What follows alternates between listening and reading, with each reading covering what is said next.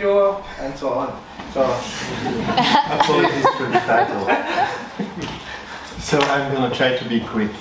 So first of all, myself, I'm a researcher at University of Brussels, building basically image and signal processing algorithms, AI methods, and so on in medical applications. So I don't build games by trade. This is not my cup of tea.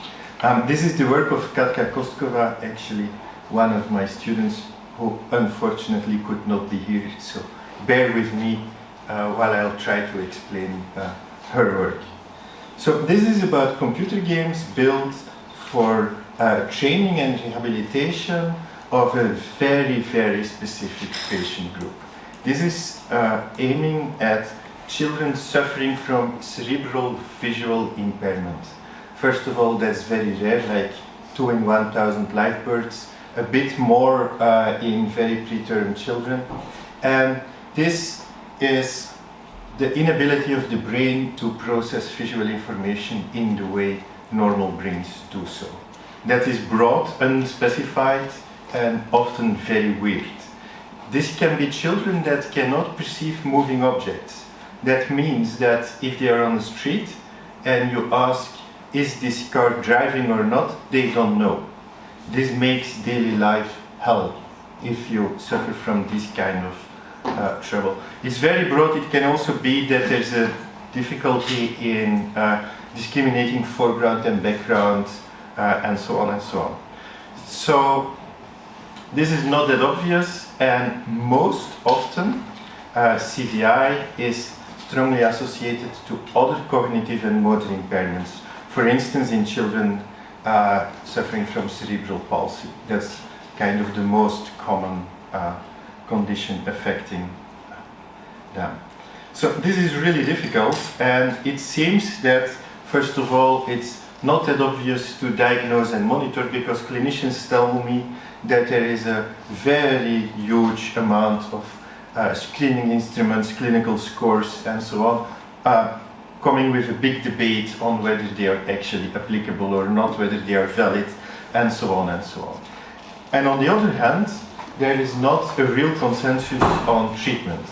But it seems that if you are in a very, very, very intensive daily training, in a one-on-one session with a physiotherapist or an ergotherapist or something, that children can not overcome this disease or this condition, but can learn tricks to just function better in real life. But this is super intensive, time consuming.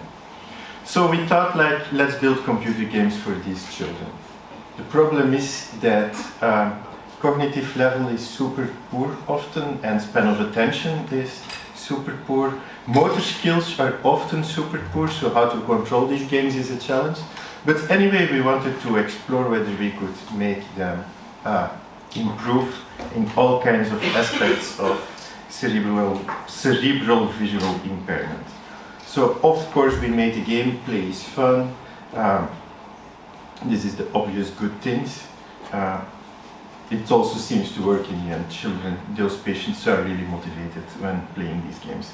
The whole challenge is these games need to be super adapted to the specific child, because every child is just different, completely, in terms of motor skills, in terms of needs, in terms of CVI training, and so on and so on. So we aim to get, in the end, really individualized therapy from these games, which is a challenge, of course. Before we continue, very quickly, what kind of games are we talking about? This is pretty obvious, simple things, like Matchmaker there on the left top. It's finding matching pairs of cards, but what do?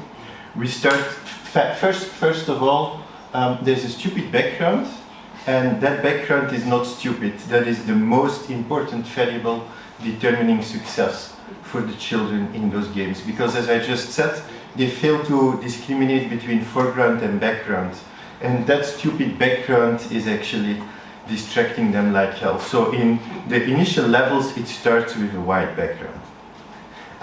But what can we do to make things harder or easier in this kind of game? The background, the number of cards. Also whether we use colors or not, whether we, I don't know, show half of the object instead of the full object, and so on and so on. So when we were counting a bit, we encountered that in this game we had 18 variables we can play with to change difficulty level. And as in many games, but in particular in this kind of games, if you change one variable, this is going to make it easier for a certain group of kids and harder for another group of kids. It's very, very difficult if we ask clinicians to rate which version of the stupid guard game is easier or harder for a particular child. So that's one game. Another game is called Hurricane Chaos. It's super stupid.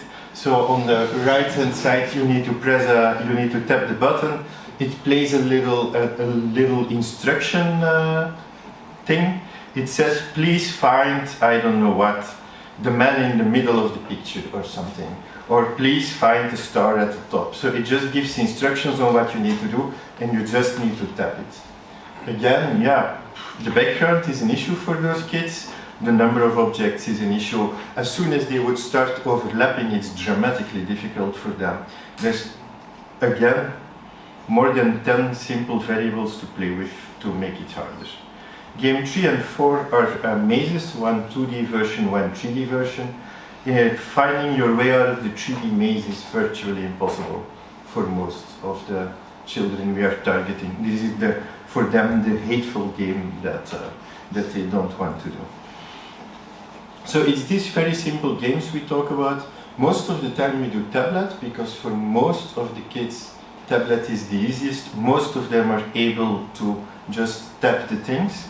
But yeah, this is Unity, so this just works on my phone, but this also works on a desktop with properly adapted mouse or other controls.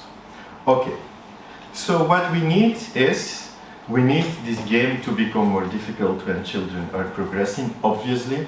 This is not that easy given all the variables that are at stake and given the interaction between them and so on.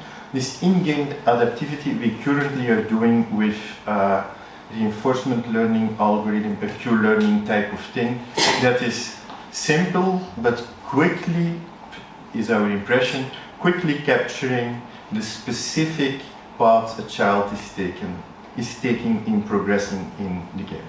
But what we figured out very quickly is that if we do it like this, we lose half of the children, because they all start like at the same initial level, and for half of them it's too easy, for half of them it's too hard, as in any game, but they are just giving up after 10 seconds, given their very specific nature. So we wanted to figure out some trick to just get the game started already at the right level. Yeah, how to do that is not that easy, but given the fact that in the end we wanted to do a randomized controlled trial where we wanted to show that kids are improving based on our game-based therapy, we actually have a broad panel of clinical scores at the beginning. And so we just thought, if we know all these clinical scores, based on the clinical scores we should be able to derive initial difficulty level to start playing. That turned out to be harder than we thought, because when we gathered 17 experts in the end, they told us that there is 24 different multi-item skills that all need to be included in the clinical assessment. When we said like 24, that's gonna take 2 days of these kids and they have an attention span of 5 minutes, they said, so what, let us chop it in 1 week, but we need those 24. It just shows the disagreement between the community, in my opinion, but I'm not an expert in that exact field.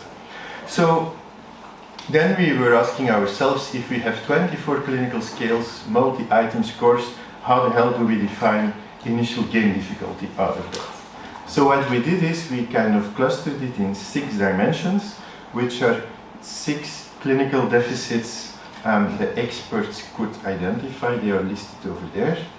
And we asked actually the experts to kind of explain to us how these 24 different clinical skills capture those 6 dimensions. And from those 6 dimensions we could kind of map those 6 numbers into a single number, which is I don't know what, between 0 and 100, the difficulty level of the game. So when we asked clinicians to do this, in the end they gave us a nice linear equation, so a weighted sum of the 6 dimensions, and they came up with weights different for each game, because indeed each game is training something else. Fair enough, but we thought like, okay, these experts have been debating like hell and came up with these weird numbers. Can't we just learn these numbers from game data? So, apart from trusting experts, what we did is just train a simple linear regression model where input is these 6 dimensions and the output is, yeah, the initial game difficulty. But yeah, wait, we don't have initial game difficulty, right? That's what we need. So what we did is we collected data from 42 children with CVI. That's hell of a job because they are all in different rehabilitation centers and so on, scattered around the country. There is not the national CVI rehabilitation center, you know. So that took us ages, but in the end we had like 42, between 3 and 12 years old. In terms of developmental age, that means between 3 and 18 in our case. Yeah, it was gathered in multiple studies, it just means at different centers. And what we actually did was, we made them play all from the same initial difficulty level, and we kind of tried to detect when the game converged to some more or less stable state after just the initial gameplay. And we said, yeah, that must be the proper initial difficulty level. And then we trained a simple regression model. That is plain simple. So we had to find when the child started to struggle in the initial session. In the end, that turned to be a bit harder than we thought. But okay, we made some metrics and we defined what would be the initial difficulty level to our training. We put it in a regression model, and guess what? We got other numbers, of course. But yeah, there is something striking with these numbers. Huh? There is some very important, I don't know, do you see mouse pointer? Yes. Yes. There is some important negative weights. So that would mean that the worse you score on the clinical test, the easier this game is going to be. So this, clinically speaking, makes no sense. But this is if you optimize with an error term and you don't penalize negative weights, this is just what you get out of it. Just to show as a warning, an algorithm always learns something right, even when it makes no sense. Anyway, does it make sense? What we did is it's all on this table, but it's not clear and it's a bit small, but it's just, I'm sorry, it's just a screenshot from the paper.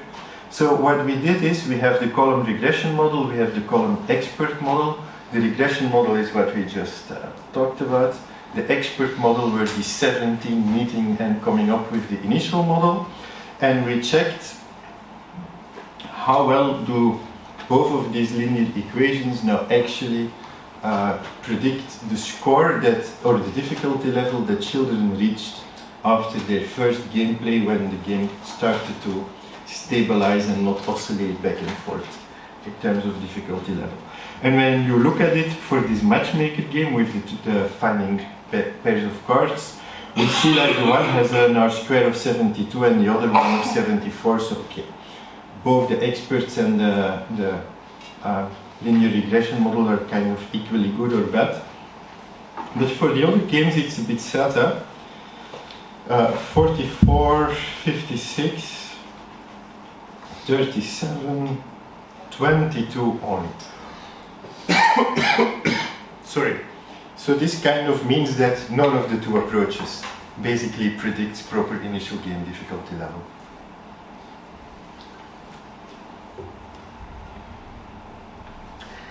Now, how come? Well, probably because the whole assumption is that we can look at the game after the first session and that what we see as a kind of stable difficulty level after one session is the right one. Probably that is just wrong, and probably it shows also that our Q-learning approach thing is not the most optimal one to converge quickly.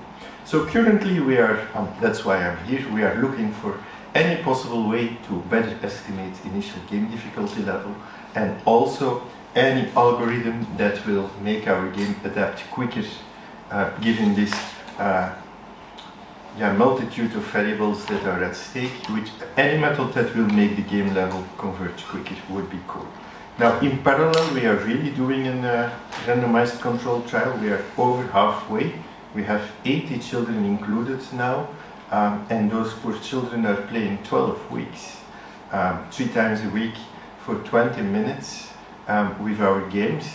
And so we are now eagerly waiting to process those results and make a single paper kind of showing which of the different versions of the game is working, if any of them is actually improving over traditional therapy. We don't know yet. And that concludes my talk. Thanks a lot.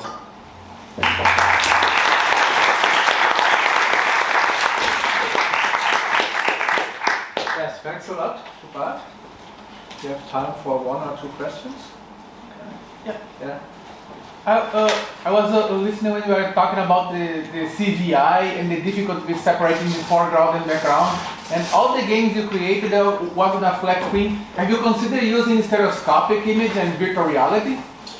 Maybe it's easier for them. We absolutely did, and as it always goes, I guess, when you first make the first versions of the game, you want just to make them as cool as possible. Right? So we had a VR game, we had plenty of animations, we had sound, we had everything, and then the doctor said, yeah, you don't understand the problem. Back to the drawing board. Right? Single tablet, white background, 2 objects, 2 big buttons to press. Let's play with that. And then we did that, and then we moved a bit again, and I believe, seeing the children play, I believe we are now at kind of somewhere in the middle between what the therapists, doctors want and what we would build initially. Because I would have built as well a 3D virtual cool thing, of course. It's in more intuitive. Yes, but we were told immediately that we were stupid, so we moved back. Yeah, it could be an extremely silly question, but still. So, in clinical practice, it's difficult to pilot the games, the stimuli, first with the health controls. And so, I'm wondering if you've done that, because when I looked at 3D maze, I was afraid I wasn't going to make it myself, for example. Yeah, so, but this is two different things.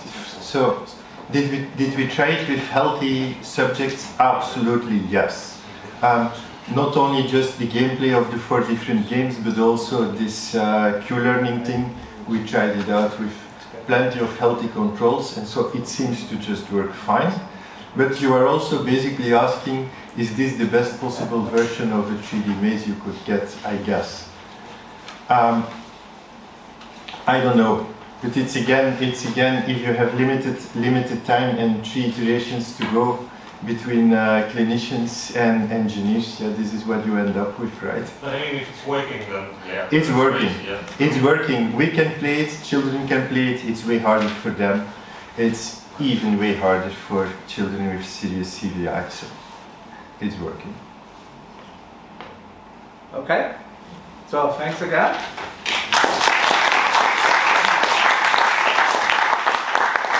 Okay, now we will have a lunch break, and we will meet again in this room at 2 o'clock.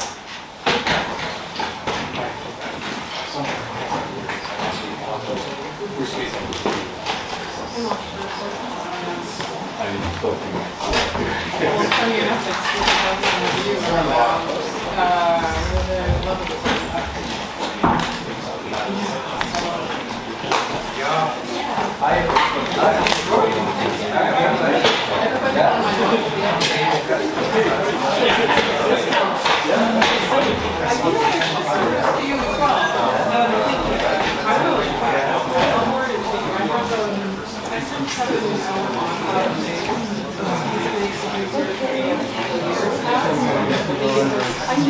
know,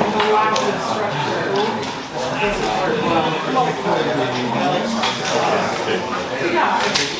don't have a designated one yet.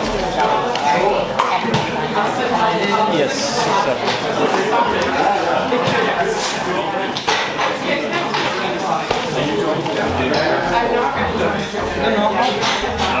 What did I do? no, the huge people. How do they pick? I don't know. Yeah.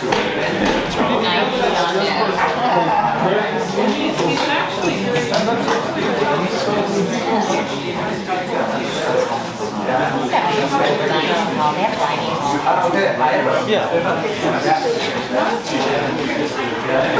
Can we leave our stuff here? Because all my cameras are great.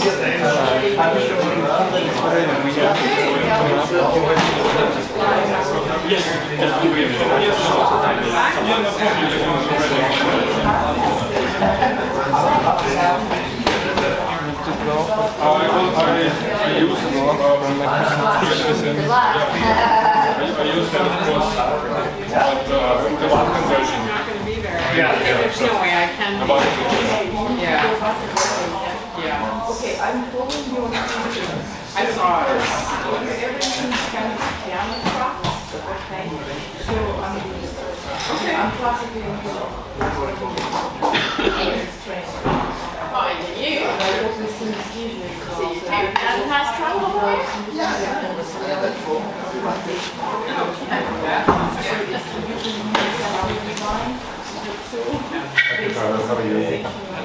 senses and perception until about where Well, I'll follow you. I'll follow you. I saw that picture followed me. I'm totally just admiring your of cameras, you know, already.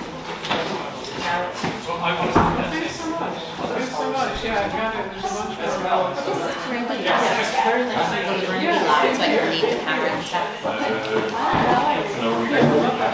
Thank you very much. Thank you. It's yours if you want. No, So first of all, thank you.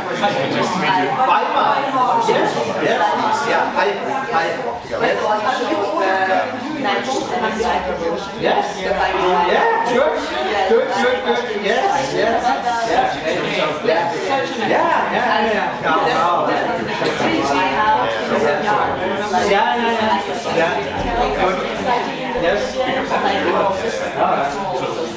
You are thinking about this flower pattern on the face that is exactly like connected to some like cultural things and stuff. So that really made me happy. And like I also Did you already ask? so in terms of doing like cultural stuff. yeah, in a big way. Okay. Otherwise, maybe we Oh, can. yes. So, I mean, it's fine. It's like God's fine when it's happening. Exactly. So I'm doing PhD and I'm specifically working on creating a design process, a process for like a cultural process for using nostalgia in design. Wow, cool. Yeah. Who are you working with? Okay, good. She's a writer. She's like very digital now. Great, thanks a lot. So yeah. Is it okay if I return to tomorrow at the Great, thank you so much. I can understand that it's just smaller companies. But like they will Is it lunch on your own? change everything, the whole system. No, it's lunch workflow in I haven't seen it. That's all this is culturally. Still jet lagged. So I'm gonna head over. So I really, If you see any models, I don't know if you have any time. otherwise I can show you I again. don't know. I don't have that question honestly. I just wanted Right, to what are you show looking that I was. The lunch menu. The lunch? Yeah, Wait, it really. It's over in the Riley building in the foyer. the Riley building? O'Reilly building. Oh, Riley building. Got it. Yes. Okay. No, that is the one outside position. Yeah, I will follow you over and hopefully see that. Yeah, we'll be all over Twitter. It's the cue to talk to Brent. Thank you. It was nice meeting you. Nice meeting you, and I love you back. Thank you. Hi. Hello. Yeah, we can deploy experiment and hit against to meet you. Nice to meet I you love you too. guys as well. Look at Paolo, we met Oh, at the yes! other conference. Yeah. Of Gala. We have emailed many times. Yeah, exactly. Yes. Yeah. So it's good to meet you. Yeah. Did you get any mail from a colleague of mine, which is arranging payment, travel, accommodation? Probably, and my guess is I forwarded that on to Ian. And if you're asking, he hasn't yet replied. He was on vacation for a couple weeks, and so my guess is that he's at our company. So I'll follow up with him and see what the deal is. But that's my guess, and so I forwarded it on to him. And I guess the talk was there. If I'm talking about my board games, some of it will, but it's a different But I think that would be good. Okay. Especially with game. I would have loved to see the rules, or at least So I've I know never. they're very complicated. No, they're not actually. To give the audience a kind of. I've never showed the rules for trains, because if I show the rules, then somebody will duplicate it. And then somebody will. Give an idea about the aim of the game. I'll talk more about it. When I was putting together this talk, I actually had more slides than on train, because of what's happening. Can we leave our stuff here? Not really, I just was this is No, just I don't know actually. I don't have any. I can ask security to lock the room because people are still here.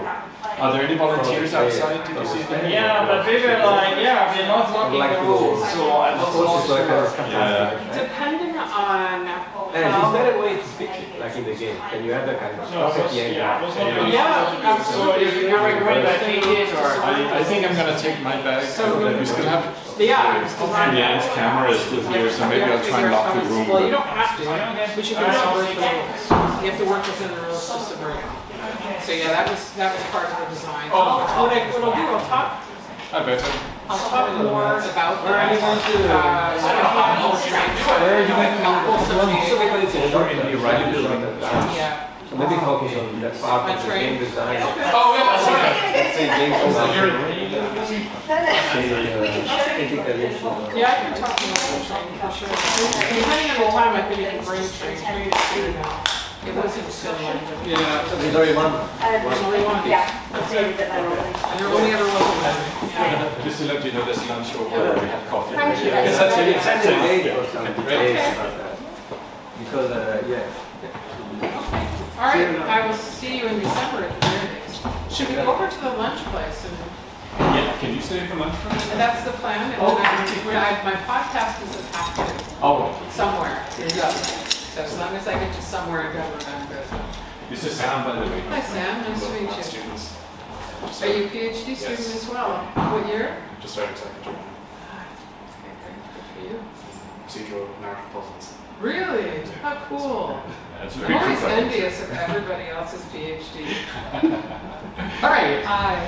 Speaking of PhDs, I think you know Constance Steinkuhler pretty well, right? Of course I do, yeah. She was my first time I was in grad school. Her husband was my advisor. Oh. So I saw you in Madison where I lived.